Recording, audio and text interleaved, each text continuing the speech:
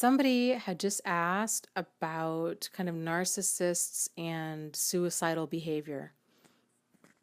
So let me get a sip of my tea here.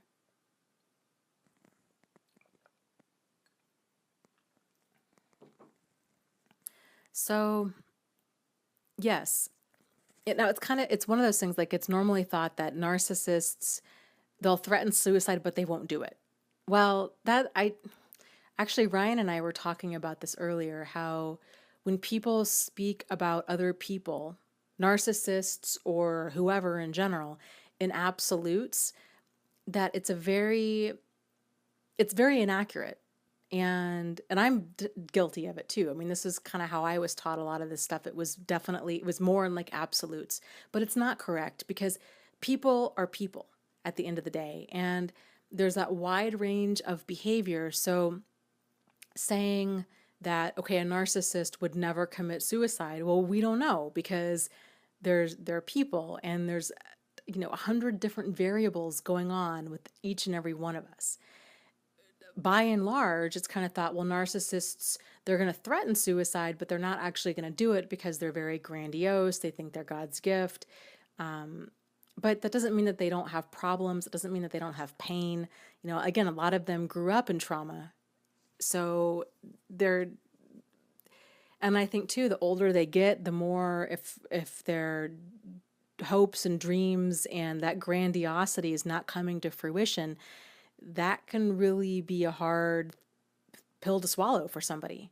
Kind of no pun intended there, but yeah, I mean, it can be like a hard realization to come to realize, okay, I'm not going to have all of these great things, they're not going to happen. So, if a person, I think if anybody is threatening suicide, all any of us can do is to call emergency response. Like, this is a trained team. These are the people that know how to respond appropriately to the situation. I think the last thing, if you decide that your line for what you need to do in order to stay safe and sane is to stay no contact, it's okay to stay no contact with the person who's texting you or trying to call you and saying that they're suicidal, because this is your boundary. You do not need to break your boundary for any reason. That might sound really selfish and really cruel and really cold-hearted, but this isn't to say that you don't have to get this isn't to say that you don't have to do nothing. I mean, you can call 911, you can call emergency response and say, this person's been texting me, they're saying that they're suicidal. Can you please go do like a welfare check and just make sure that they're okay? Because if they're not okay, those are the people that you want to have respond, because they're going to be able to actually get that person the help that they need. If the person is okay and they're like, oh, I was just saying that, I just wanted her to call me back, then they're going to learn really quick that threatening suicide is not going to work on you, that's not a great way to get your attention, that you're not going to play that game.